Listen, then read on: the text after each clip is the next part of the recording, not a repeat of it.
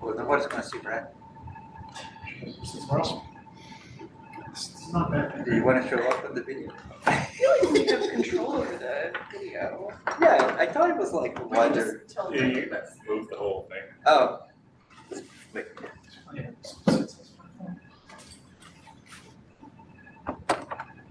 Don't mess with it, Victoria. There we go. Slightly more centered than Yeah, that, I'll right? play around with it just a moment. I just wanted to check. Folks who are joining remotely, could you just confirm that you can hear us?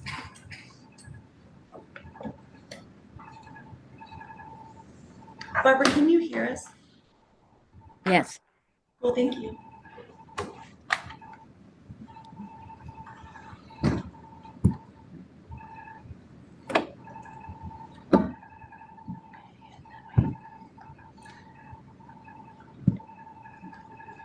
There you go. Is everyone comfortable with that version? I can also make it so that it's the. That's good. That's Cool. good. Yeah, that's fine. I know. Weird though while you were walking at it. Yeah. I know Barbara has said that it's hard to see us if we use the big zoomed out view, so this seems better. Okay. I see you now as little people. Oh my goodness. Would you like me to share the agenda? Sure. Yeah, great.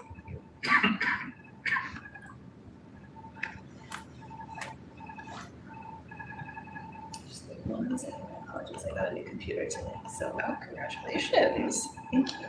The other one broke. So maybe not the best circumstances. Hopefully it's better. Yeah. I still don't have everything up.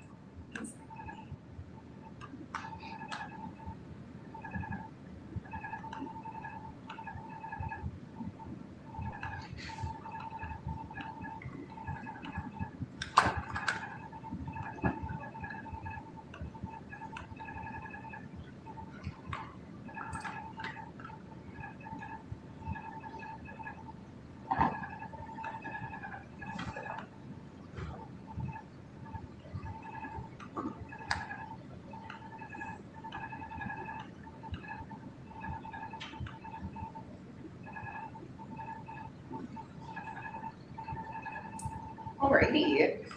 I think we are good on forum. Let me do one check. 1, 2, 3, 4, 5, 6, 7, 8, 9. Yep, you're all good. Okay, let's get started. Welcome to the February meeting of the Pedestrian and Transit Advisory Committee. I'm Alessandra, the chair of this committee. For folks who are joining online and might be less familiar with our committee, we are a mayor-appointed body of volunteer community representatives who advise City of Somerville staff, including Kate and Brad and their wonderful team in the mobility division, on making walking and taking transit more safe, effective, sustainable, equitable, and accessible. We were established in 2020 through the Vision Zero Action Plan, which you can find online, and it forms the basis of Somerville's commitment to multimodal road safety. Our members live in Somerville, and they have an active interest in pedestrian and transit issues, and our committee is advisory in nature, so our votes and recommendations are non-binding. I believe Brenda is our acting secretary. Correct, yep. Thank you, Brenda. And reminders to please sign up to serve as acting secretary if you are a Protect member and have not served in a while. We'll start with roll call. Ted Alexander. Ted. Ginny Alverson. Oh, that is Ted. Oh, great. Ted's here. Meredith Brown. Laura Evans. Christopher Perry. Oh, Here. Laura. Preston Gatelius. Here. Satoka Harai. Brenda Marvin. Here. Steve Mulder. Here. Barbara Myers. Here. Bianca Nerkunas. Vitor Pamplona. Here. Zach Rosenberg. Here. Alessandra Slater, I'm here. And Mackenzie Webb. Here. And our ex officio members, Ben Ewan Campen, City Council Ward 3, may join on Zoom at some point, but has competing committee meetings tonight. Kate White. Here. Justin Schreiber is not here, but Brad is in his place. All right. I don't see any guests besides Brad, and who I believe will be presenting for us later tonight, so I'll save you until then. But I will read the folks online for Brenda for the minutes. We have Andrew's iPhone. We have Emma Obeng, our friend Karen Malloy, Susan Foley, Tom, and Zachary Yarrow. Thank you all for being here tonight. We are very happy to have you. Just a This little. is Ted Alexander, just walked in after attendance started. Thank you, Ted. You are noted. Just a little bit about participation norms for the evening before we move on to our agenda for the night. So for each of our agenda items, we'll have a presentation and a discussion. If you have a question at any point, folks in the room can just raise your hand. Folks on Zoom, please use the raise hand option at the bottom of your screen. Please wait to speak until I, as the chair, have called on you. And during discussions, I will first entertain questions and comments from PTAC members, and then if time permits, I'll entertain contributions from our guests. Please be mindful not to jump in, out of turn, or interrupt other speakers, because we want to ensure that as many people as possible can have their voices heard tonight. Okay, our January minutes, does anybody have comments or requests to change them? Okay, great. And shout out to Zach for impromptu taking those minutes last time, thank you. Okay, all in favor of approving the January minutes, please say aye. Aye. Aye. All opposed? Okay, I see her.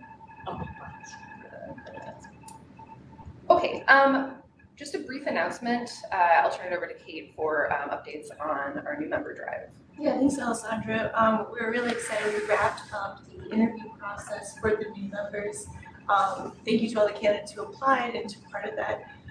We have submitted recommendations to the mayor's office, and we're just awaiting kind of next steps and confirmation. So we're not quite sure what that deadline will be yet.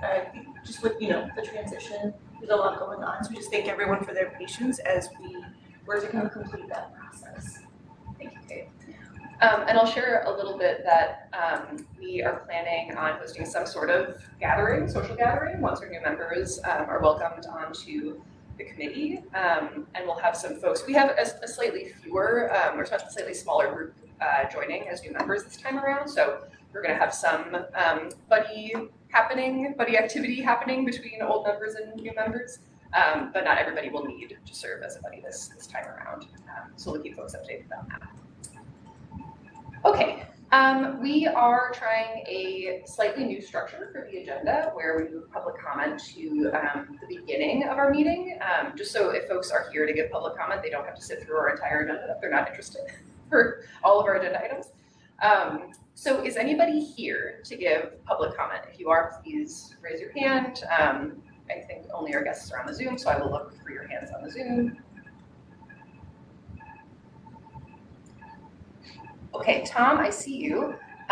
You are welcome to give comment on matters that are relevant to walking and taking transit in Somerville.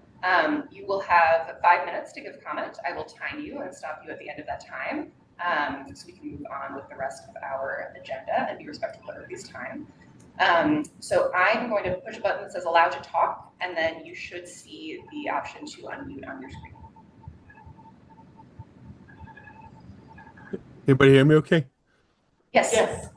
Okay, yes, I wanted to make public comment in regards to the snowstorm and what had happened, and I had put a complaint into 311 on the 2nd of February about several wheelchair ramp crosswalks that weren't shoveled, and some of those streets were like Endicott. I'm in Ward 7 actually, in Emily Hart's ward.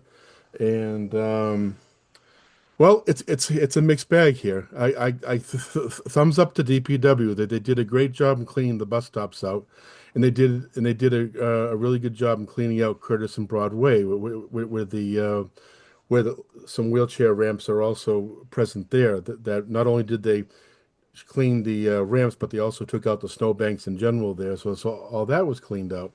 And I know DPW can only do so much what they have to deal with, because I know they have to start from one side of the city to the other side, and they only have so much time at night to do it. So I appreciate that, and the stops they did clear out were cleaned out very well, very even better than Arlington and Cambridge, because all the snow was gone from the stops. So I was really really impressed. But what I'm all but the negative part was that I also put in a request to have the wheelchair ramps dug out at Endicott Street, Farragut Ave, what's it, Endicott, Farragut, Garrison, right in my district.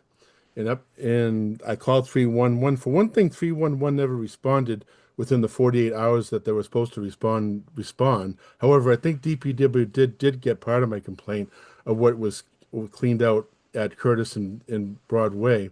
However, as far as Endicott, Garrison, Farragut, they're still not shoveled out. There's still big snowbanks blocking the crosswalks to this day, and I've taken pictures, and I was only out there maybe about a few days ago or so before the thaw came, and nothing was done.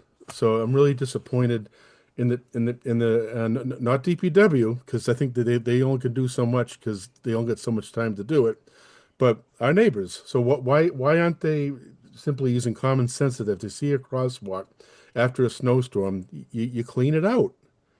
And maybe, and I don't know what's so hard to understand about that. And that's and as far as the bus stops, they're great, but to get to the bus stops, you have to have your neighbors to kind of cooperate and safely shovel them out for people that live in Clarendon Hill and Weston Manor. There's two major, and also the North Street apartments. So you have like three different complexes around here that where people use wheel mobility devices and things, and that's dangerous. You should have to force them to ride out in the street when they don't have to, when they could just neighbors could just simply shovel their crosswalks and make it safe that way. So I don't know what else to say. I have the number. I have the service request. I didn't get back in the 48 hours of what was actually done, but I think I think DPW did respond to my request as far as the snowbanks at Hill Street and Curtis, because I think they did it. So kudos to them. But come on, neighbors have to help out too, because DPW has done most of the heavy lifting as far as taking the snowbanks out and all that. And that's all I gotta say for now. Thank you so much, Tom. This is an issue that PTAC continues to be also very passionate about and considers to be very important. So it's helpful to hear your own experiences out there in the snow. And I think we're planning some additional advocacy on the committee, hopefully to work with some city councilors, maybe the mayor, on some creative solutions to, I think, a difficult problem. So again, really helpful to hear your perspective, and thank you for attending tonight. And I believe that Mayor Wilson wants to make a policy where the sidewalks get shoveled by default on the main routes, and that makes a lot of sense to me. If DPW there's like an expansion of DPW to invest in more equipment in sidewalk plows to just do it, because some of my neighbors are just not interested in doing it. I'm sorry. I don't see the enthusiasm. I'm gonna mute you now, just because we're gonna move on from our public comment. But again, really appreciate your perspective and being here tonight. Alrighty, we are going to move on from public comment. And just quickly as a reminder, if anybody wants to give public comment at any time, not during a meeting, they can email transportation@somervillema.gov, and that email is actively monitored by mobility staff. They do read and reply to most every email. Okay, on to our subcommittee updates. We have some updates from the community events subcommittee. I asked Preston to prepare to give a little update from our weekend tabling event. Yeah, so last weekend, there was a combined table with Barbara and I in mobility, represented by Kate, and this was at the Lunar New Year Festival. Overall, it was a very good event. Unfortunately, lost, I want to say, between like a half hour and 45 minutes due to a fire alarm issue. But the fire department was there. They eventually got it resolved, and the festival continued.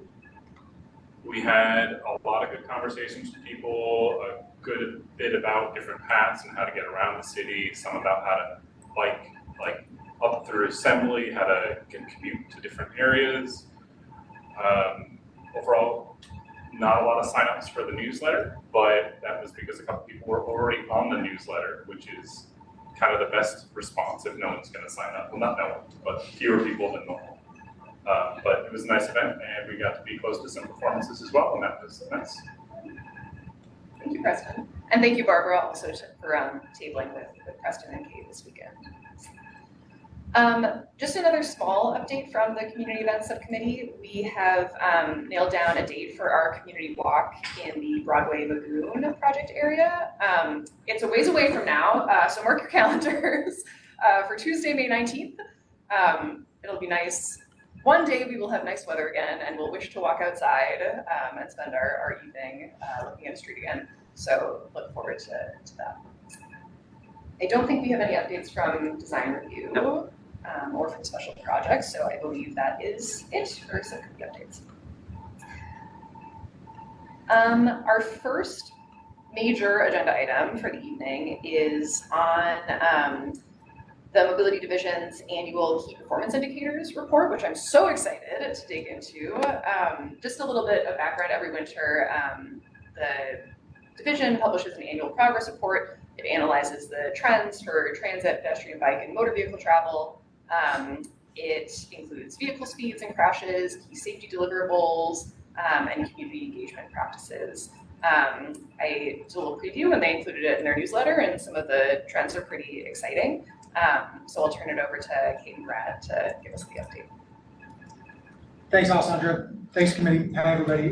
Brad Rawson, Somerville resident. I serve our great city as Director of Mobility in the Mayor's Office of Strategic Planning and Community Development. As Alessandra noted, every year over the last 5 years, our division has put a lot of emphasis in reporting in a transparent manner outcomes of our work. We think it's really, really important to make sure that we are practicing what we preach. We are a data-driven city. We are a city that's committed to transparency. We are a division that is committed to acknowledging that transportation policy projects, programs, and street designs can sometimes solve 3 problems but create another problem. And in other times, you have projects, programs, policies, designs that solve 1 problem but create 1 problem. We approach this work with humility, and a data-driven, transparent annual reporting process is part of how we kind of check ourselves and make sure we are doing the people's work, solving problems that our residents, our electeds, and our official city policy direct us to solve.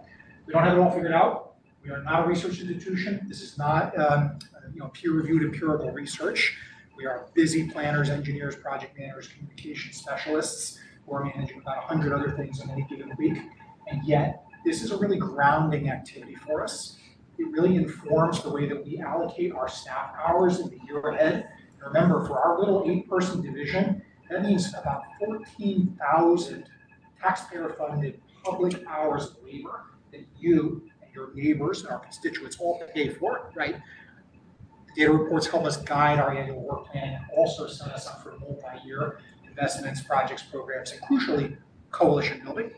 At the end of the day, this is part of the way that we maintain the broad consensus in our community for safe, transit-focused, accessible, low-carbon mobility in Somerville and set an example for the region as a whole. Other people look at this and they want it. So we're always looking to get better. We will welcome your comments, your queries this evening. I think we've got about half an hour allocated, Alessandra. Yep. So Kate and I are going to tag team things. Our recommendation to you all would be, we've got about 25 out of 55 of our kind of data slides that we present. We might want to try to group them in a little thematic kind of manner, get through 5 or 7 of them, pause, answer questions. Does that make sense to everybody? Okay, cool. Thanks, Kate. So as Brad mentioned, we've got kind of 3 main sections for you this evening. You'll see in your agenda, linked to the full slide deck. It's also available on the Mobility Division website, so you can see all of the slides. We really try to kind of focus on the transit and pedestrian focus elements that are in safety trends, travel patterns and safety trends. And then we get into a little bit more overall with our strategies. But if you're curious about any of the information, that whole slide deck is available both in your agenda and online on the website. Brad, would you like me to start with travel patterns? Yes, sounds great, Kate. Thanks. So first, we're excited to share some information around MBTA bus routes. So just in a typical weekday in 2025, there are approximately 320,000 riders across the region. And this just shows some trends that, we know prior to the pandemic, we saw slightly higher MBTA ridership, and then it's slightly increasing as we go on. When we get into Somerville specific, we have actually seen a 10% increase in transit ridership in our community in the last year. We average about 25,000 bus trips per week. And if I speed through these at all, just let me know and we can always pause and go back. But as we mentioned, we're just going to talk through travel patterns first. As you might be already aware, we have about 14 MBTA bus routes in the city of Somerville. And we are still seeing that on average, many of our routes are kind of operating about 6% less riders than we saw prior to 2019. But you can see that really varies. The CT2 carries a lot more of their similar ridership as it did before, and the 95 and the 101 are quite close, same with the 87. You'll see the data missing for the 86 and 109. As you recall, at the end of 2024, the 86 became the high frequency 109, and the MBTA are still kind of working through some of that data, but it's hard to compare as there are obviously different types of services than there were prior to 2025. In terms of bus reliability, we are seeing kind of a, close to 80% on-time performance, but you can see there's quite a bit of difference for the CT2. We don't have information for you today on what parts of the CT2. CT2 covers a pretty difficult area, coming from Sullivan through the kind of heart of Cambridge onto Longwood and then onto Ruggles. But these are things that we try to be mindful as we're thinking about what can we do on the street to help operations. We want to provide some data on kind of general MBTA sidewalk, the subway and light rail services. And so you can kind of see your average amount of boardings. We're looking at about 250,000 to 330,000. And one thing we wanted to highlight is that we are actually seeing an increase of ridership using the Davis Square station. We saw 20%, it's 26% higher than in 2024. We're not sure yet if that's because the red line runs a little bit more on time than it used to, and we're seeing some more service, but that's quite exciting for us to see that ridership growth. Now diving into some of our pedestrian crowd counts. If you're not aware, this city actually collects bike and pedestrian count data at 42 locations annually in the month of kind of end of September, early October. We have done this for about 14 years, correct, Brian? So, it's one way for us to see trends. There are lots of different ways you can collect data. You can use automatic traffic recorders and things like that, but this really helps us in trends. And as you can see, we're still seeing kind of a divergence between morning and evening patterns, with more pedestrian traffic in the evening. One thing that's quite exciting for us to share with you this evening is that we have traffic signal equipment in Davis Square now that allows us to see pedestrian and motor vehicle count 24/7.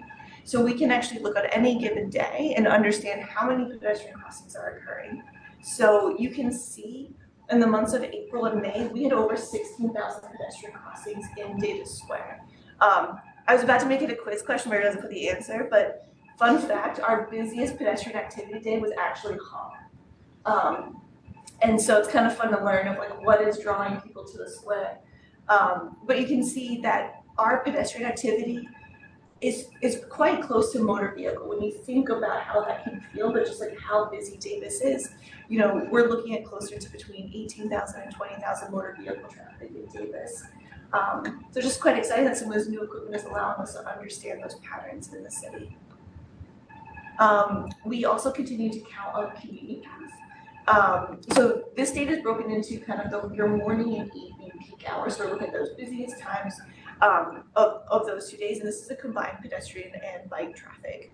But with the opening of the community path, we saw a tremendous amount of growth on the path, which is just quite exciting for us to continue to see how is the path being used now that we have more of this amenity. We've talked a lot about school access at PTAC, and so we wanted to make sure to share this data. So the schools they put out a travel survey to students. This is from 2019 and 2025. So you're looking at averages. We've kind of got we show kind of when this data was captured down below in the note. But, talking to Somerville Public School students, on average, we're seeing about 50% travel to school by walking. And then you're about 34% is traveling by vehicle. We're closer to 9 when it comes to transit. That also includes school buses. and that's 7% is bike or electric scooters or little, like other kinds of scooters. So just wanted to share, and we might see it in our own experience, but it's quite exciting to see that we do have about half of our community traveling to school by walking. We kept some of this data in because we thought PTech might find this interesting. We talk a lot about safety. That is like Brad and I is like why we get up every day and what we're trying to work on. But as we know in our climate forward goals, we are also looking at how do we support the amount of vehicle miles traveled in our community decreasing. Right? We want to work to having lower emissions as well as lower pollution in our community. So we can look at RMV data, which actually looks at how many vehicles are registered in the city of Somerville. And in 2025, we saw about average 40,000 vehicles. You can sometimes use permit data. It can be, or parking permit data. It can sometimes be more challenging because if someone doesn't use a parking permit, or permits don't also have, they have rolling eligibility. So you might have, and we have a large college community, you might have someone registered, but then you might have that household move on. So this is a really great way for us to understand closer to the amount of vehicles in our community. We also can look at how many vehicle miles traveled on average vehicles from Somerville are traveling. Sorry if I said that wrong. I always get caught up on VMT. We saw about, on average, about roughly 25 miles per vehicle per day. Which we can say could be quite high, but we always want to learn more. It's also interesting to compare to our neighbors in the inner core, what we call the greater Boston region. So we might be a little bit more than Brookline and Cambridge, but we're a bit less than Everett and Chelsea. And just lastly, we just wanted to show that average VMT in Somerville has increased 12% since 2020. And why we want to particularly highlight is, right, we heavily focus on safety in PTAC and in a lot of our mobility conversations. But in our climate goals, we are looking to also reduce that. And we're just not seeing as positive trends in that direction. So before we get into safety trends, would anyone have any questions or comments before we move on to more of the data?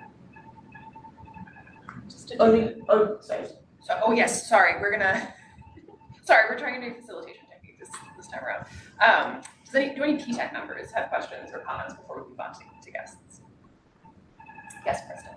For the vehicle miles traveled, do you have numbers for what it was like total, not average? So like, did it change there? Yes, Alessandra, through you. Yeah, good question, Preston. So Massachusetts RMV has really picked up this game these last few years. They're terrific. They have a dashboard. You can pull it up right now. They will offer aggregate full mileage, and this is based on odometer readings, right? Everybody has to go in and get inspected, and it can run on a quarterly or seasonal basis. But ultimately, that's all getting fed into common databases and published every quarter. So you can have aggregate. You can 100 million plus VMT for vehicles registered in Somerville. You can slice those data based on passenger vehicles versus other vehicle types, commercial fleet style vehicles versus private vehicles, so on and so forth. So we could do 12 slides on all the nuance within there. Grabbed a couple for this presentation, but yeah, the sky's the limit in terms of how you want to leverage that data resource to inform policy locally and regionally. Steve, I see your hand online. Yes, thank you. So of all the metrics that you have here, I mean, I love the detail. Thank you for sharing them. Are there some that you all prioritize above the others as sort of ultimate KPIs? And for those, do you have targets in mind? Because for some of these, I think we all kind of have a sense of the direction we want to see them move. But do you have a sense of like defining targets that would be like, we've reached success? Steve, this is Brad. Thanks for the question. I guess I would welcome feedback from you all as our official advisory committee, but from the staff perspective, let me offer this. Safety and VMT, I think, are really crucial. So our Vision Zero action plan calls on the full elimination of all crashes that result in fatal or severe injuries, right? So if we really had to boil down the KPIs, that's what we are judging ourselves on as a community. So I think that's one of the most important metrics, and we'll get there in the next chapter of the presentation here. I'm really proud of the community's climate forward action plan, though. working in partnership with our Office of Sustainability and Environment and all of the related advisory committees that they serve as staff to, Mobility Division was able to work to establish metrics within Climate Forward. So you can open that up right now, and you will see some pretty hard-edged and pretty aggressive targets. One of them that comes to mind off the top of my head is a 25% net reduction in BMT for private passenger motor vehicles registered in the city of Somerville. We're talking about holding ourselves accountable, right? Making the green choice the easy choice, making mass transit, walking and biking so accessible, so excellent, so useful and reliable that you really do reduce artificial pressures on vehicle ownership and usage. As Kate just noted, the trend lines are moving in the wrong direction. And I think there's probably a variety of explanatory factors there. I don't want to take too much time, but I would actually really love for our community, for you as our advisory committee, to help us work through this tension, because that indicator is moving in the wrong direction. Others, though, Steve, in Climate Forward, that I'll just flag really quickly, I think we established a quantitative target of 100% increase in walking, biking, and 100% increase in mass transit use. Somebody might have to fact check me on Climate Forward if you've got internet connectivity. So I would say that Vision Zero Action Plan, Climate Forward Plan are really important. A lot of everything else here is background, is context, in terms of how we get to those outcomes. But sorry, let me just quickly acknowledge another one. We're going to talk about it at the end of this presentation for 15 minutes. Community outreach and engagement. Anybody who's been following our KPI presentations for the last 5 years will remember that 5 years ago and 4 years ago, we did not include a module or a chapter on outreach and engagement metrics. Last 3 years we have. This is our 3rd consecutive year. It reflects the capacity building that we have done with Kate, with Rishika, and with our advisory committees and partners to build a bigger coalition, make sure that our process is excellent and our outcomes are legitimate, right? And not simply slip into those Robert Moses stereotypes of, we're just going to go do the thing, and we're not going to bother asking people who are closest to the lived experience, whether they want to be involved, and whether they agree with the policy direction that the government is taking them in. So yeah, those are some quick summaries of what I think are the most important metrics here.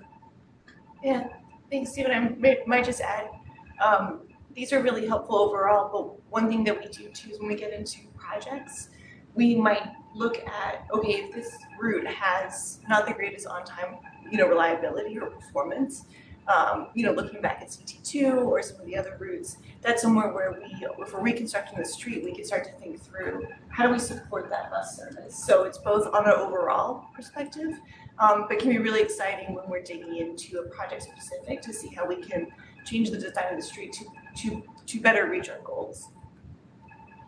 I want to jump in with 1 or 2 questions, and then we can kick it over to guests.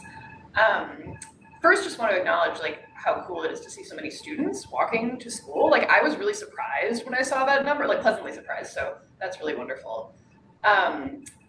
First question, what kind of impact do we expect the bus network redesign to have on bus ridership?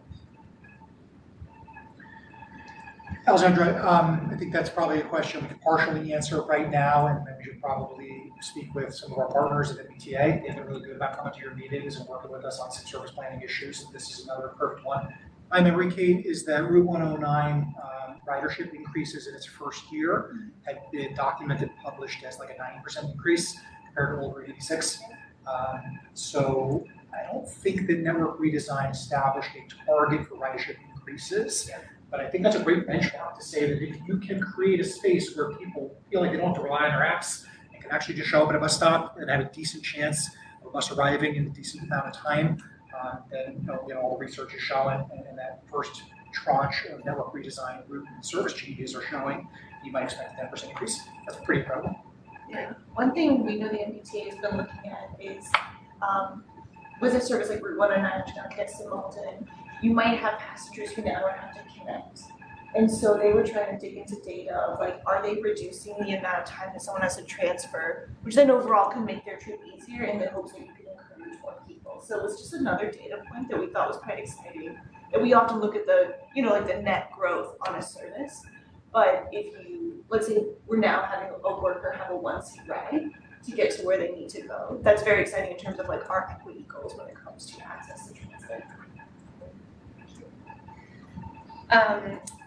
Second, well, okay, this was a question, but then Preston answered it, and so now I just have a comment in response to your question, Brad, about like as the advisory committee, kind of what recommendations might we have for getting VMT down.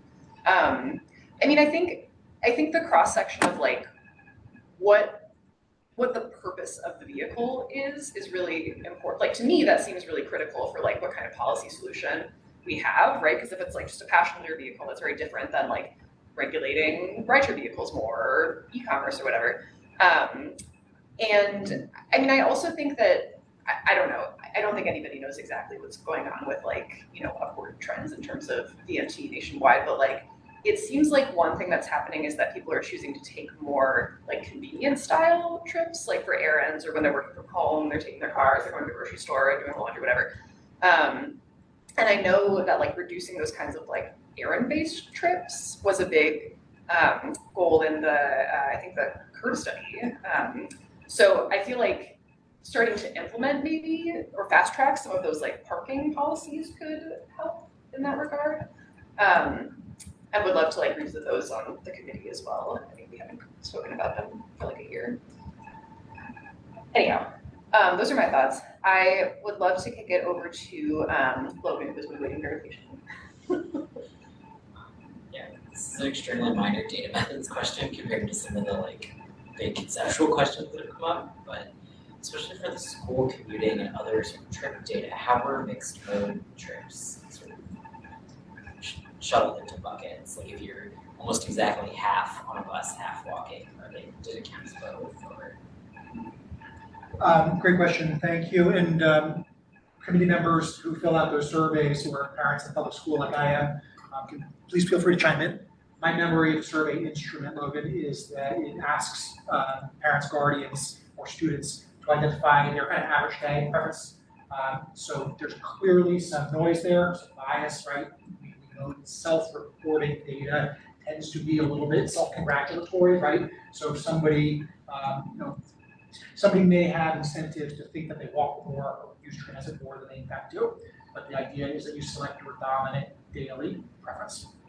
So 3 times a week walking and twice a week driving, because of whatever reasons, somebody's likely to pick transit as their dominant, and that could inform the data for sure.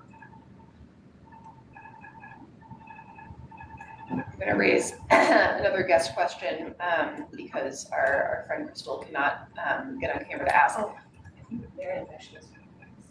Oh, okay, great. Meredith, we're ahead. Sorry, I couldn't quite hear what you said. Were you calling on me or somebody else? You can go first, and then I will relay a question from one of our guests. Got it. Okay, awesome. Thank you. Yeah, just follow up on this school data question. This is really cool to see. But I was wondering if you saw any differences. So this is an average, if I'm reading the footnote correctly, of like the 2018 to 19 school year and the most recent school year. I was wondering if you saw any differences between those two surveys, just because like so much has changed with the schools, and I was just wondering like if those changes, like the Winter Hill school closing, affected how people are getting around, and if we could hope to sort of, if there's a change, maybe we could expect to see that return more to normal with the new school. But yeah, just wondering. Meredith, this is Brad. Thanks for that question. So if I'm interpreting your question right, it might be that our footnote is confusing. This chart is intended to represent cumulative survey responses for a decade, or almost a decade's worth of data, not Nice, just okay. 2 academic years. And so, response rates will vary from year to year. The survey instrument itself may change a tiny bit over time. I think it was largely stable and then maybe just started to narrow in a little bit in more recent years. But yeah, at the end, the 16,000 responses reflect whatever it is, 8 years worth of data. Okay, cool. Yeah. And so I guess follow up on that, have you seen notable changes over time in trends year over year? Or has it been relatively stable? No, Meredith. So let me separate the Winter Hill Edgerly conversation from everything else for a minute. For other schools, my memory is that you've seen remarkable stability. It's actually a little bit surprising how stable from year to year other schools' mobility indicators have been. I don't recall off the top of my head if we've seen a fundamental change, but I assume the answer is yes, that with the relocation of Winter Hill and Edgerly. we can dig back into those data and come back to answer that question because that's an important one. And I wish I had a better answer for you right now. No worries. Thank you for answering. Okay, I want to give us enough time to get through the rest of the presentation, but just want to ask on behalf of one of our guests, question around the traffic cameras in Data Square. Curious about what the camera captures exactly and how long the camera data is. Good question, Alessandra. I don't have that off the top of my head. We can easily get that information. And for anybody who's worried with legitimate worries given global affairs about privacy and safety and security, all of this is communicated to our City Council and consistent with our surveillance technology ordinance. So happy to chase down additional information. Yeah, I'll just note as someone who's reviewed the camera work, it's quite blurry. So you actually can't depict license plates or faces. And it's quite intentional. This is quite similar to when we collect data for automatic traffic reporters. All right, please continue. Brad, do you want to do the most exciting one? The safety trends? Or would you like me to? No, I've been talking about GK. Why don't you? Okay. Thanks. Well, cool. He gave me the showstopper. So we're really excited. Reported crashes in Somerville continue to decrease with about 525 total crashes reported this year. You can see we're continuing to just decrease from 2022, but our high of 2016. But most exciting as all is that our serious injury crashes continue to decrease. In our third year in a row, we suffered no fatal crashes, which is like what we get up every day to do. When New Year's hits, it's often what we're thinking about, which just shows how nerdy transportation folks we are. We also continue to see decreases in pedestrian or crashes that involve a pedestrian. And then, cool. And then just pivoting to bicycle crashes, we're also seeing kind of a 25% decrease from the previous 3-year average. We know we talk a lot about police enforcement here at PTEX. We wanted to bring up some of the citation data that the Somerville Police Department is able to provide. So you'll see there's kind of 3 categories. There's speeding, distracted driving, and bicycle violation. And so we just want to kind of share that data, and we know we've got questions around, how much is being shared at times. So these are kind of some of the numbers that they issued, just around speeding. That's close to kind of, or just below 1,500, and we saw more violations being given for distracted driving. I'll pause there at safety trends. There's some more that goes different modes, but we wanted to focus on pedestrian tonight.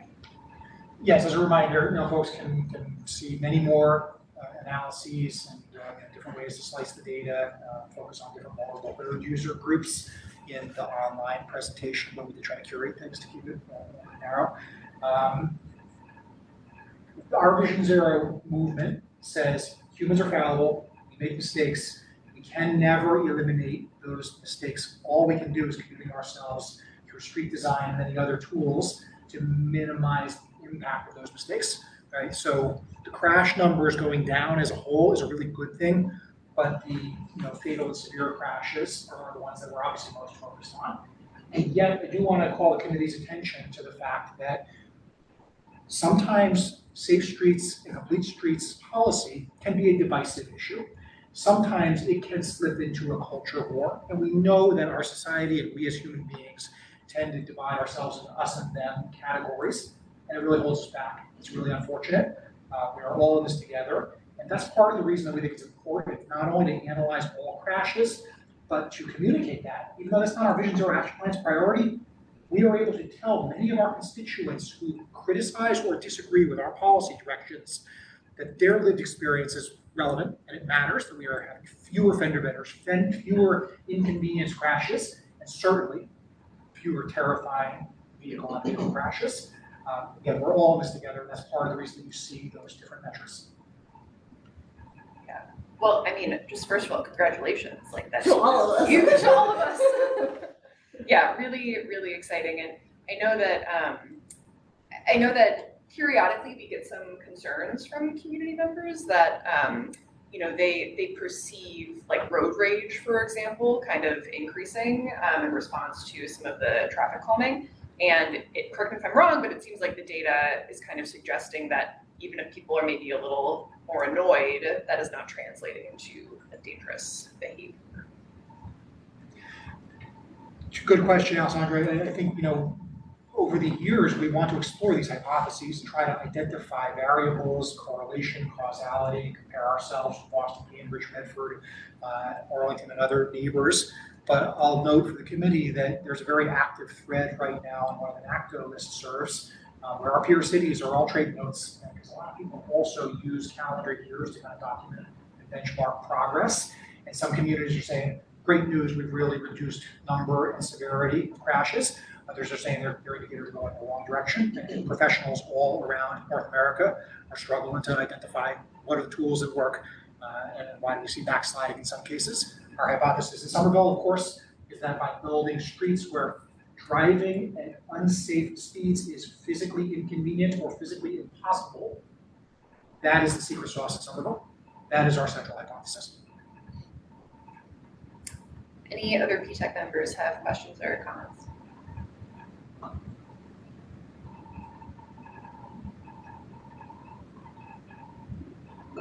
Any guests have questions or comments?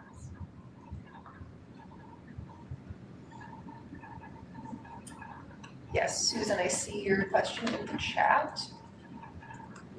Is there any way to tease out if there is an increase in driving due to rideshare? Oh, yes, okay. Yeah. I think we spoke a little bit about that in our last agenda item. Yeah, if you want, I'm happy to. Susan, thank you for the question. I actually did include the rideshare slide, so we haven't talked as much about rideshare in the full deck, but if you're interested, we do have some data on that really talks about the number of trips that we're seeing. If I can recall, I think there were 2.4 million trips that started in the city of Somerville with rideshare as of 2024, correct? I think we're still waiting some of the 2025 data, and that's mainly because it's collected. They have to report to the Massachusetts Department of Public Utilities, and so we collect that data from them. So I think in terms of attributing to teasing that out, it's unclear, but there was some really good reporting published by, I think, DPU a couple of years ago that actually tried to look at safety and ride hail. And in the city of Boston, 1 in 4 crashes involved a ride share. And so we don't entirely know if that means that there's more or if they're more unsafe. It's just interesting that there's so many on the street that there were so many involved in crashes. So we're still trying to learn more. Unfortunately, only like Lyft and Uber rideshare is required to report. So when it comes to like Uber Eats or Grubhub, we don't actually get that data to understand how many more vehicles are there on the street because of that service. I think I answered your question, but I also went on a meandering journey, so please let me know if I can clarify. Yeah, Susan, thanks for the question. This is Brad. You can find a really great public data dashboard at Massachusetts Department of Public Utilities, as Kate noted. So if you just use any search browser and say MADPU TNC, you will find that dashboard, and you can query by Somerville, query year-over-year. As Kate noted, there are about 2.4 million trips for ride-hailing vehicles that started in Somerville in the most recent reporting year. That is about two-thirds of the pre-pandemic peak. So much like our transit ridership, TNC usage went off cliff during the pandemic. It is increasing steadily, but it's only about 2/3 or 70% maximum compared to its pre-pandemic peak. And honestly, this committee has gotten really educated about autonomous mobility. I think it would be important to kind of connect the dots about the incentives for extra driving behavior that robotaxis are already demonstrating in many cities where they have been more early adopted. That's definitely something that we're watching on staff level and are frankly quite concerned about as a community. Brad, just quickly for folks who don't know TNC as an acronym. Thanks, Alessandra. Transportation Network Company, which is regulatory speak for ride-hailing Uber and Lyft. Great. Any other questions from tech members or guests on this section? Yes. I'm wondering if you guys know off the top of your head, or if there's a slide in this deck of like crash hotspots specifically for petabyte crashes. Yeah, great question. Kate, you want to answer that one, or you want me to? So we are still kind of populating all those. We update our under Vision Zero. We put together a high crash network, This looks at our high crash locations as well as our streets that have high rates. We've been what's been really interesting, because we're seeing a decrease in crashes, the parameters that we created, the ranges for high crash locations, look much smaller than they used to do. So we've actually been looking at tailoring that, changing the ranges so that we can show, okay, these intersections differ more than maybe they looked in 2018 when we began this process. So we don't have that available in this slide yet, but it's something that our team is currently working on and hoping to publish later this spring. But I think our one that was up to date at 2022 might be available, and we're happy to follow up that information. Yes, anybody who wants to dive deep here, not only do we have 30 data slides that are not being presented tonight from our 2025 report, but they're all housed on the city's Vision Zero webpage sequentially, so you can get into the 2024 report, 2023 report. Some of those have those crash hotspot maps we call the high crash network, as Kate noted, and we analyze based on corridor length, but also on intersections. Intersections are where most crashes occur. And so as Kate noted, some of our staff are working on the data, which only get completed December 31st. And within a month or two, we hope to have some updated maps. I think we would love to have a presentation of that map whenever it's ready, just putting out your radar. Yeah. Okay, we only have 10 more minutes in this agenda item, so would love to talk through the rest of the slide deck. This sounds great. Brad, what would you do for strategies? Would you like me to continue? Go for it. Cool. More efficient than So we're excited to share. We kind of calculate the amount of traffic calming features we install each street. 2025, we were able to put in about 70. You will see this looks lower, as you all might recall, as living in the city. Spring Hill was completed last year, and with that being such a huge project that had increased crosswalks and curb extensions, it really bolstered the amount of features we were able to put on the street. In 2025, right, we've moved on from Spring Hill, but we're still putting in several speed humps. You also might see these change year by year, and sometimes it's just based on the contract for the contractor. And that's why if you look at our traffic calming map, you'll see buckets of, the last bucket was 2025/2026 when speed humps would be installed. But just wanted to share that we continue to these are the kind of new amount of traffic calming features that we've installed each year. We also, and you'll see kind of variations of this in some of our project specific, but we're really excited to show we are seeing a decrease in the amount of folks speeding after we put in a speed hump. We really look at 25 miles per hour as like what we're trying to, we're trying to get the 85th percentile, which is like the majority of folks who are traveling on the street to be less than 25 miles per hour. And you can see some more streets like Cameron and Summer and Sycamore had tremendously high amounts of speeding, and we just saw that drop. So we're very excited to see this. And we continue to evaluate both before we install speed humps so we can understand where the patterns on the street and after. We continue to meet our goals of about 2 miles of sidewalk reconstructed each year. This is hitting some of our both safety and accessibility goals. And we also wanted to share what we're doing around traffic signals. It's really a priority of our traffic engineering team to make our signals more accessible. So at 13 intersections, the city installed audible push buttons and countdown timers. If you've gone to some of these intersections, you might also note new accessible signage so that you can feel in Braille both the name of the street as well as instructions on how to use the button. And this is something actually developed by our in-house senior traffic engineer in coordination with other accessibility organizations. We refreshed 260 faded crosswalks. We added new clear quarters markings at 49 intersections for those who might not know the term clear corners. This is our term for kind of pulling back the parking from right up at the curb or the stop sign of the crosswalk. In kind of more transportation planning fields, they'll hear a lot of daylight, and we felt like that didn't totally make sense. So we call it our clear corners, and this is to make sure that you can see more people crossing the street, and we did this at 49 intersections last year. We put in 29 speed humps and added in over 1,000 feet of green paint on existing bike lanes. And then we also refreshed about close to 3 miles of bike lanes on 9 different streets. So we like to talk about the new stuff, but it's also really important that you continue to maintain your infrastructure, and that's why we wanted to highlight this work here. In terms of transit priority infrastructure, we installed 3 bus lanes and 4 in-lane bus stops. And just continue, 2024 we saw such a growth, but we continue just to kind of hit some of our goals. And I want to dig into community engagement. We did we did 120 events last year, many of them with PTAC, so thank you very much for joining us. With our busiest time, September and October. So if you're trying to get a hold of us, that's probably when we're like the least reliable, but no, we talk to you a lot at that time. We do a lot of project specific, so for folks who might be joining this evening, we say project specific. If we are doing a street reconstruction project like we're doing for Barley Lagoon or Elm Beacon Connector, with that we try to pair a variety of different outreach activities. But we always want to do that work in conjunction with just getting out there and talking to folks about Vision Zero, our bicycle network plan, or also just being there to talk to community members about their general transportation questions, knowing that we want folks to know there's staff on the other side listening to their queries, so that when they're like, this crosswalk is unsafe, where do I go? And we're like, cool, you can talk to me.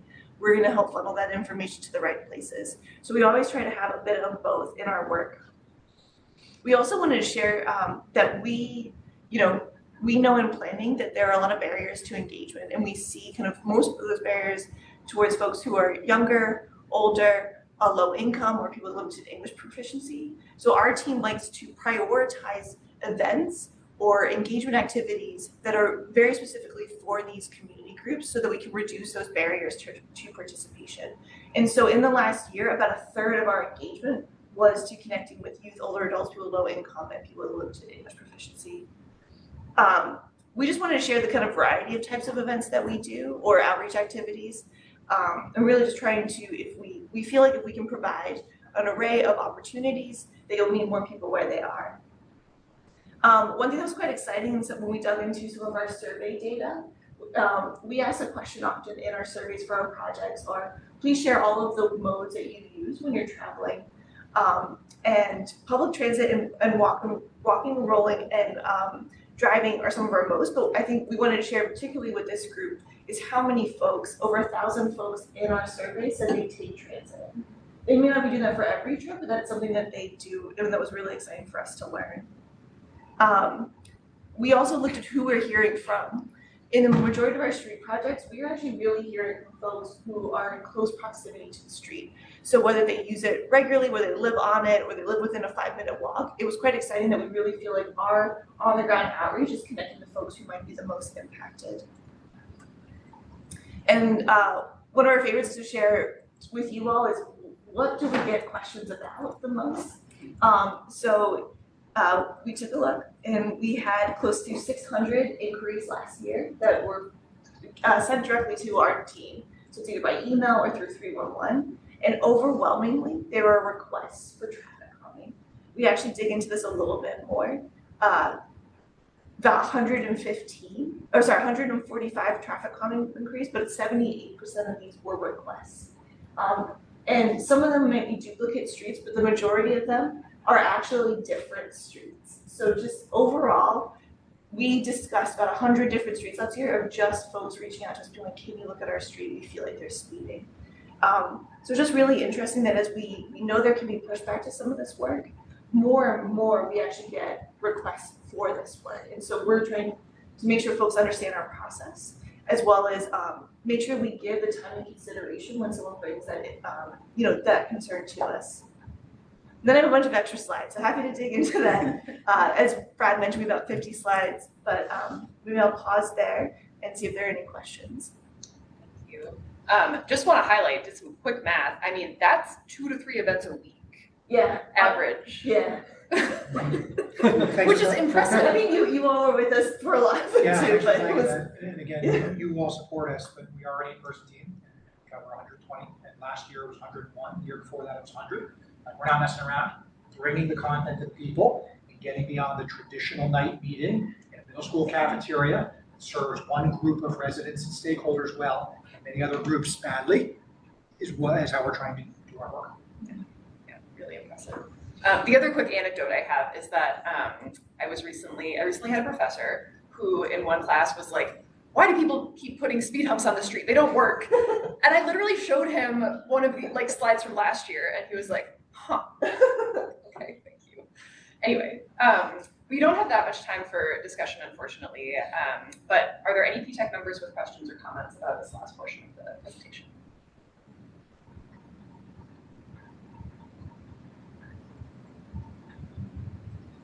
Yes, Christopher. For the section that had where you're talking about the new pedestrian walk signals, were those signal? It was just the signage and the buttons themselves were replaced. Was there a review of timing and signaling as part of that, or? At some locations. So, having in the specifics, we did actually a lot of work at TO Square, both for timing, but we also just support the, you know how the fire station is right there too? So kind of adjusting to support that. Actually, our engineering team reviewed all of our signalized intersections in the last 3 years to ensure that we were meeting I think it's more than MUTCT. I thought it was PROAG standard of crosswalk timing. So most of the time it was extending the crosswalk or the pedestrian phase. That work was in it. So that's for all of our signals, not just the one where we added the new accessible or the audible push buttons and countdown timers.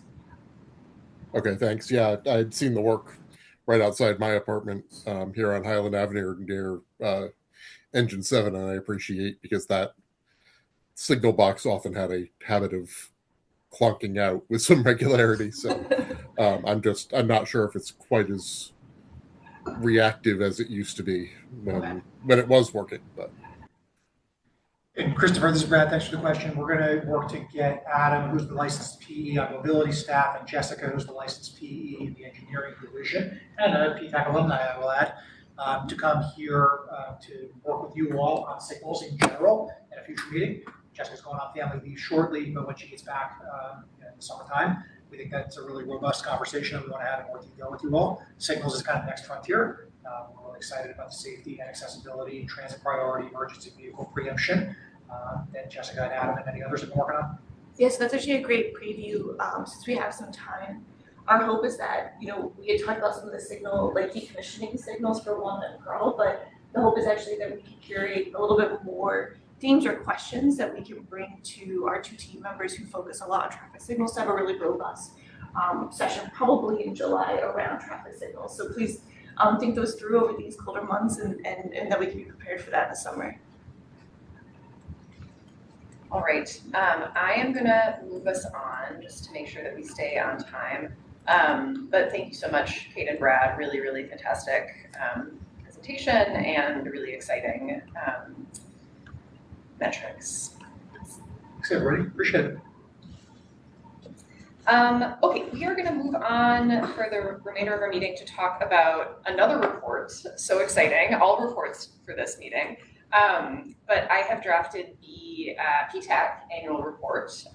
So like mobility, every winter we put out an annual report. It does not describe how many lives we've saved, but it does describe our focus areas and some achievements, all the advocacy letters we've written, meeting engagement, and that sort of thing. So I will walk us through the draft of the report that I have put together.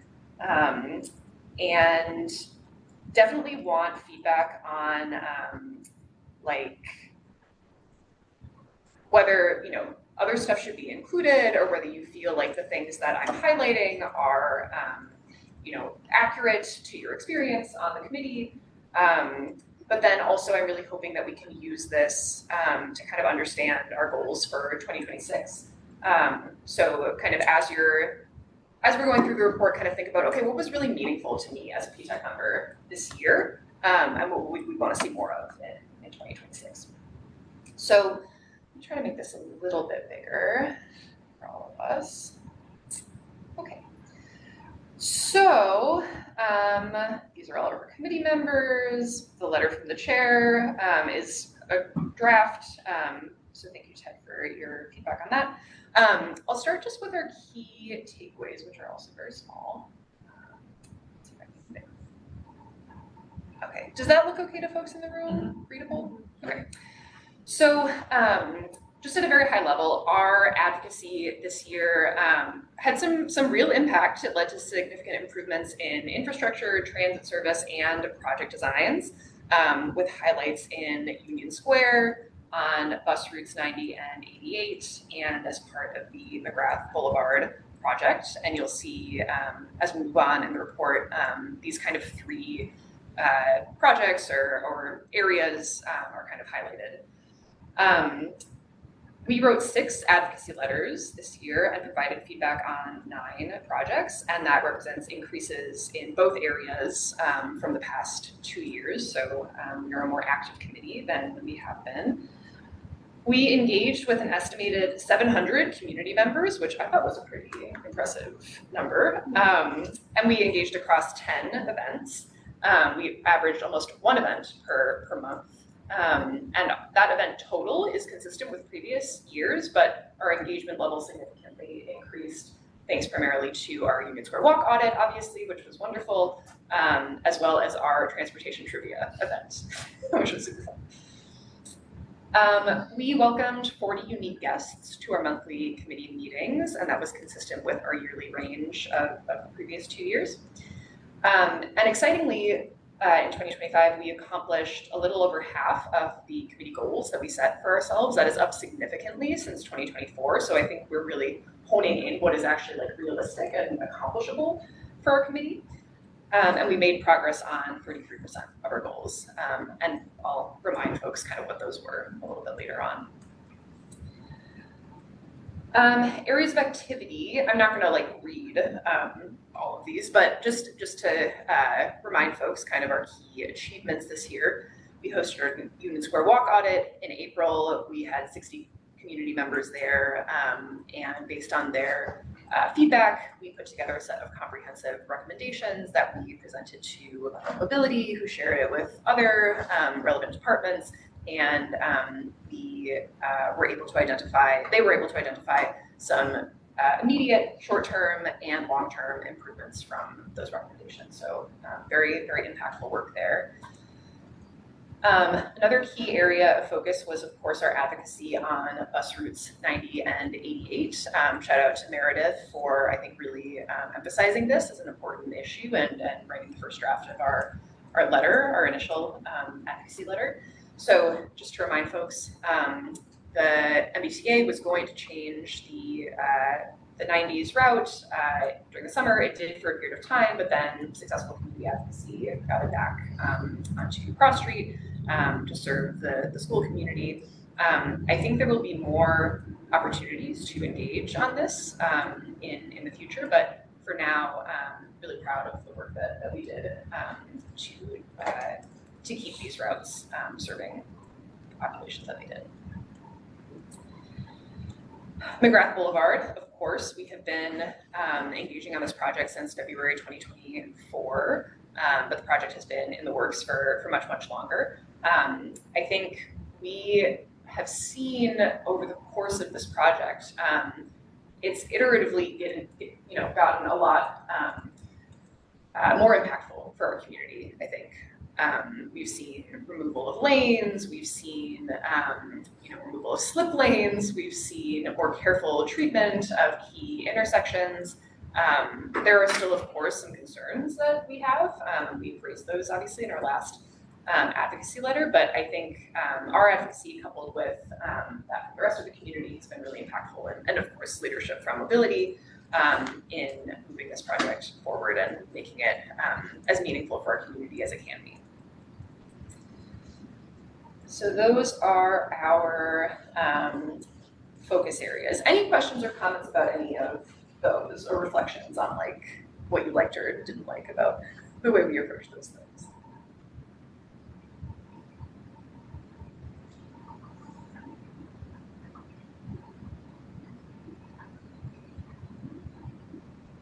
Okay, I am going to move on then.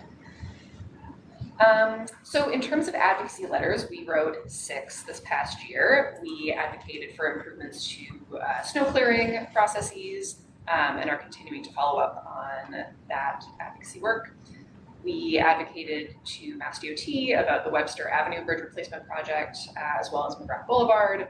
We gave feedback on the Western Pearl Street reconstruction concept designs. Shout out to Vitor for leading that comment letter. Obviously, we wrote one on service changes to the MBTA on Bus Route 90, and then our big report on the Evening Square Walk on it. In terms of projects reviewed, you will see some recurring projects in here, but we gave feedback on 9 projects, and historically we've only reviewed 5 to 6 projects per year, so this was an increase in our activity, which is great. We obviously took a look at McGrath Boulevard, Union Square, 1988.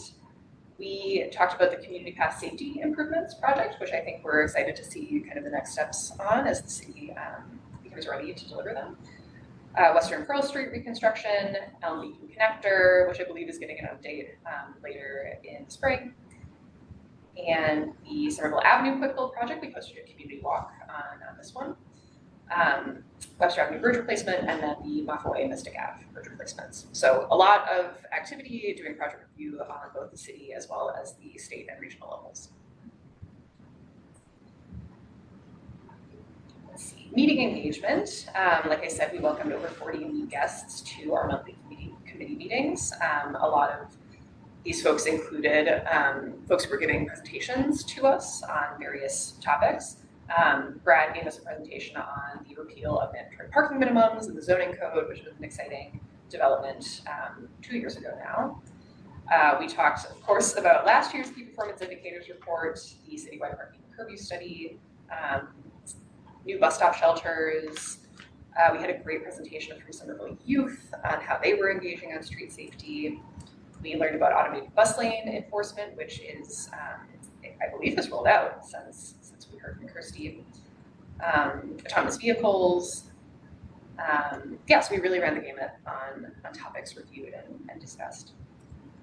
And just want to emphasize that, in a lot of these cases, PTAC was one of few or the only place where folks in Somerville were getting these kinds of presentations and content. So it's really meaningful to invite these guests into our meetings. Events, again, we hosted 10. We hosted 2 community walks and or walk audits in Union Square and Somerville Avenue. We tabled at 6 events, and we held 2 other events, including a committee gathering to discuss varying views on enforcement, which I felt was very productive on our committee, and I think helped our committee really align on kind of a path forward for advocacy around enforcement, where we are all very eager to see automated enforcement happen. And even if we are in disagreement on some of the other elements of enforcement, that is the place where we are all eager to continue pushing on that. I think this is the last piece that I wanted to present before we talk about goals for next year. So just to reflect on the goals that we set for 2025 and the progress that we made on them. We had the goal to engage on school mobility, which we ended up doing a lot of through our advocacy on the 90 and 88 bus route, which of course was primarily focused on the lack of service that the changes would have meant for the school community in East Somerville. We wanted to engage on community path safety, and we certainly did by giving feedback on the community path safety improvements project. As I just talked about, we were able to align on enforcement priorities, and we did that through our informal gathering, like I mentioned, but we also had a meeting about it. We did a number survey, and we also included automated enforcement in our new mayoral priority letter. We engaged on bus shelter improvements in our January and July meetings, as well as on the citywide parking and curb use study at 2 meetings. So those are all the goals that we actually fulfilled. Some goals that we made progress on, we had 3. We had the goal to re-engage on Green Line Station area improvements, which we kind of did through our Union Square Walk audit, which obviously included the Green Line Station.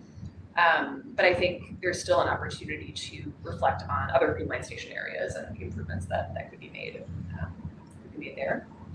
We wanted to re-engage on north-south transit service, which we kind of did again through our recommendations on McGrath Boulevard by advocating or recommending that the project at least be flexible enough to allow for north-south bus service in the future.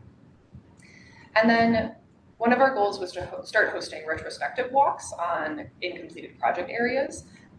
We still have not hosted one of those walks, but we have begun the supportive infrastructure for holding those walks by creating a project tracker. And then we did not re-engage on the progress for getting no turn on red signs installed citywide. But I think that's something that we want to talk about with Jessica and Adam when they come visit our meeting later this year. Okay, looking ahead to 2026, these are 4 goals that I'm thinking about just based on the work that we focused on this past year. But please feel free to disagree with these and definitely, suggest other ones to add to this list. But the first is monitoring progress on Union Square Walk Audit recommendations. So there's, a lot of stuff that can happen in the short and the long term. So just kind of seeing how all that plays out. Of course, engaging on the next design iterations for McGrath Boulevard, continuing to engage with the team, with mobility staff, and with community members, primarily in East Somerville and Gilman Square, to evaluate transit needs in the area to inform the future of the 90 and the 88. And then continuing to engage with Mayor Wilson to advance automated enforcement of moving vehicles. I feel like I can also add a 5th one here based on our last meeting, which is continued advocacy around improvements to sidewalk snow clearing. Okay, I think that is all. Yes. We'll open it up to PTech members for comments and questions. Very eager to hear what you found to be meaningful this past year and what you want to do in 2026.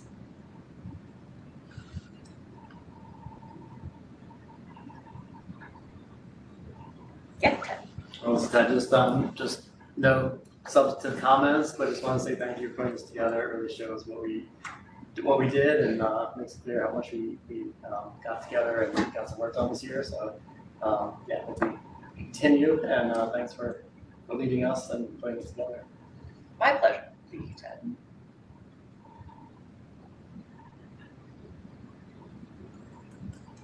Yeah. I think when you see it all laid out like that, you're like, wow, we really did so much this year. I think that the goals that you have are great. Maybe another one could be something around like our community engagement, like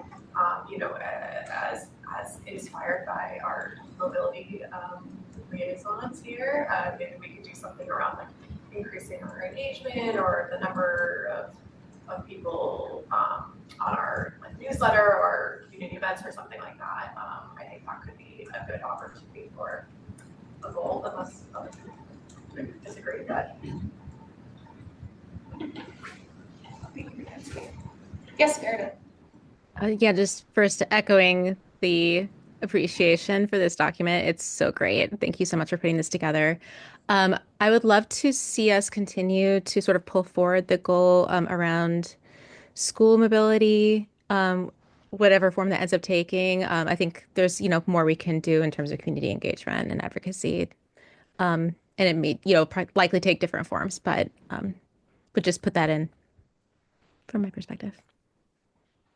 You can just have that as like an evergreen goal. I mean, kind of, yeah. Yeah, I think so.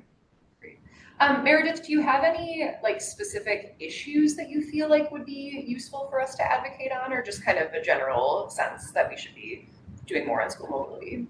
I think there's, like I said, it could take multiple forms, but perhaps this is an opportunity for like a different kind of community engagement.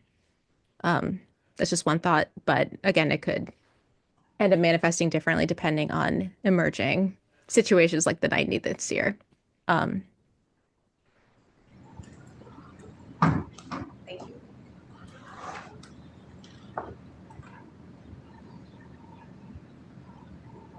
Ideas, reflections.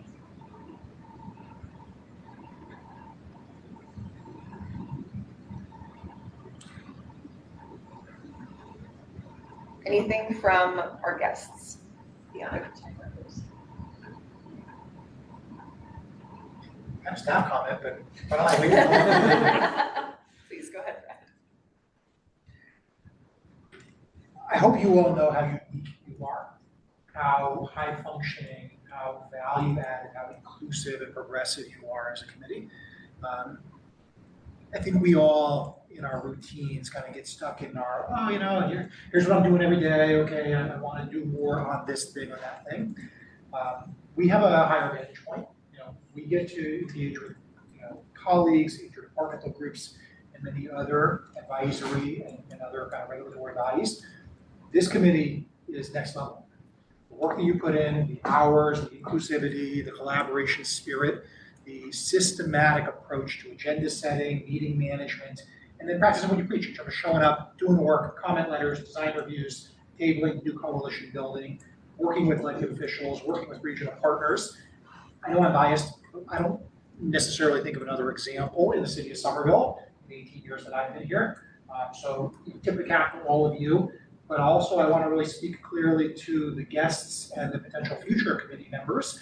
You can never take these moments for granted, folks. This stuff is like lightning in a bottle, and it can escape, right? Unless committees, our nonprofit partners, our staff, our elected officials are constantly getting fresh oxygen, fresh ideas, enthusiasm, curiosity, risk tolerance, the things that make PTAC so special these last 5 years can kind of like wither a little bit. So give yourselves a round of applause. Thank you for your work and your service. Please don't rest on your laurels. Don't take it for granted. We need people continuing to show up with us in the spaces that we show up, and then we need you all to hold us accountable, frankly, and that means just more and more volunteer hours. We do not take those for granted, but we just really want to kind of spotlight that you are unique and you are different, and we're really proud and grateful for you. Thank you, Brett. That's very kind of you. And shout out to everybody on the committee, because we couldn't do all this work without everybody's participation. I can't wait for the mayor and for the city council to see this document. I know we have previous years annual reports, and I'm looking forward to making sure that everybody gets eyeballs on this. It's just a powerful, profound way to document the committee's evolution and service. Thank you, Brett.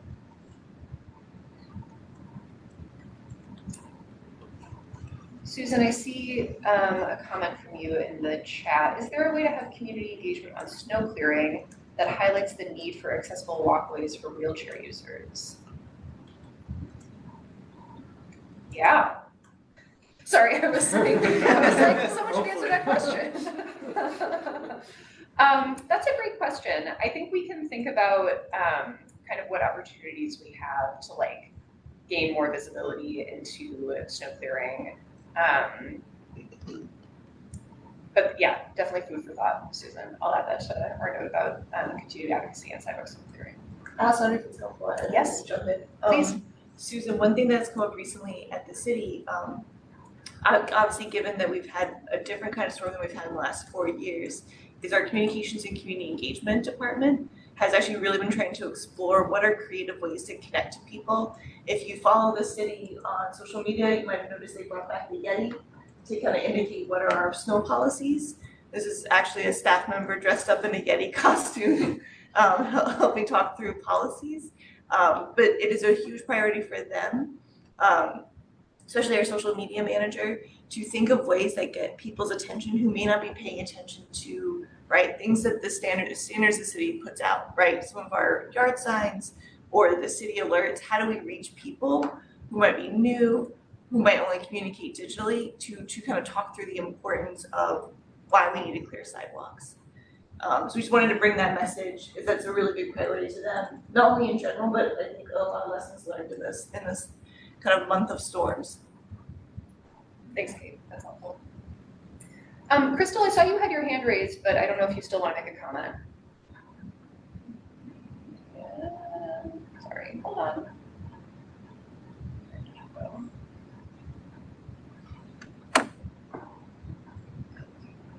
Okay, you should be able to talk now, Crystal. Hello. I'm sorry, I'm sick. I did want to say with my whole voice that I really appreciate the work done with this committee, with this community, with the staff. Y'all are wonderful. I also wanted to put 2 small pebbles into the pot. One is as a community member, would love to see a Davis Square walk audit. I just wanted to put that out there. It would super help me as a student, but also I would totally help. And the second is even more niche, but like if it were possible in the future to have the walk audit documentation include the condition of the TWSI, the tactile walking surface indicators, that also has come up because many of them have been ground up by construction after installation, and some of them are aimed in the wrong direction still. And I just wanted to put that out there. Thanks. Awesome. Thank you, Crystal, for the suggestions and for your kind words. Any other questions, comments, ideas, hopes, dreams?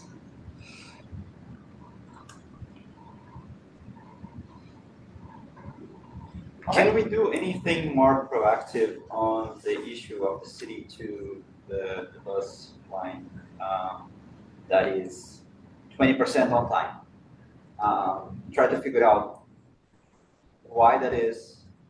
Is it something Somerville can do, or are potentially other routes that can be created that are somewhat parallel to this one to ease off the use of this route? So I'm not sure if that includes inside your MBTA line, but I think that is something that we could push for in a more proactive sense, try to figure out better routes for those users. You're thinking like beyond the 90/80? More into the CT2 and the north-south routes, because it is an anomaly in the data. And when I see anomalies like that, to me, like it means that there's a short-term problem there, that we need to provide some solution to get it back to a level of service that is more normal, 80, 90% of the time. We know it's hard, but we at least need to try. Vitor, from the staff perspective, that would be very helpful. One of the things that we would recommend to you all is to focus limited time and energy on the next tranche of bus network redesign routes and services changes. Route 85 is pending in April, as announced. And then we have a series of others that we're getting super excited about and eager for the MBTA to announce as well. So focusing limited time, limited energy on helping identify high delay locations that are within our jurisdiction, and then we can deliver projects and programs around, would be very, very helpful. For example, the Prospect Street corridor is an existing source of delay for Route 91 today, for Route CT2 today. We all know that we have been working on various Union Square focused signal and bus lane and other improvements, and yet there's still some detail in terms of how the designs get finalized, how the implementation gets scheduled, how any regulatory approvals for curb use changes are needed, how managing any unintended consequences of signal retiming. That would be very helpful. I was thinking about this earlier today. We can't control what happens in City of Boston and City of Cambridge, but those communities' decisions to prioritize mass transit on their streets do impact our residents, our workers, our visitors' experiences. So one of the things that we pointed out over and over again to our peers is, again, like we want to hold ourselves to the same standards. So transit priority everywhere, corridor-wide. I don't know off the top of my head where the worst delays occur on that long route today. But one of the notes that I've taken here is to try to find the data so we can identify them and work to figure out what's in our jurisdiction and what's not, and what this committee and the staff can do, and what we need to work with neighbors and peers on.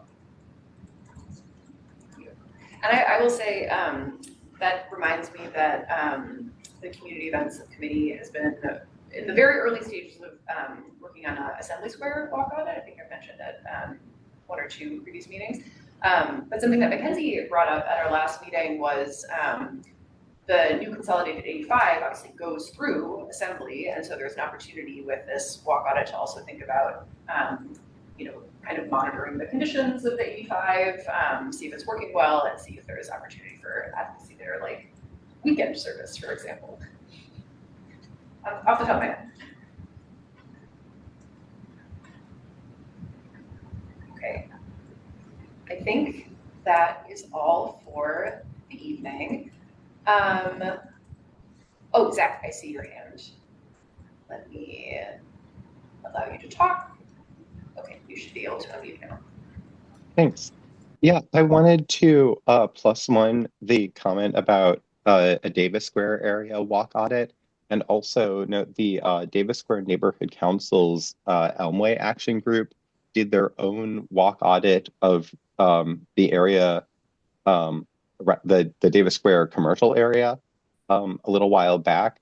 So we would love to, not to speak for the whole committee, but I'm sure that they would love to interface with PTAC about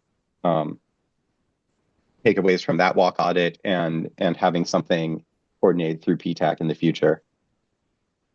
Awesome. That's really helpful to know that there's like community demand for a walk audit in that area, so thank you. I think just for good measure, we should vote on this report because to Brad's point, would love to send it to council and the mayor and also transportation at Somerville and NHECA, just so you have it. So I think the motion that I will make is I will finalize this document with kind of the additional goals. I will also finalize the letter from the chair and then send it out into the world. Do I have a second for that motion? I second. All in favor, please say aye. Aye. Aye. All opposed? Okay, wonderful. Thank you all so much for joining another PTAC meeting. We will see you all in March and have a wonderful rest of your evening. Thank you. Thanks.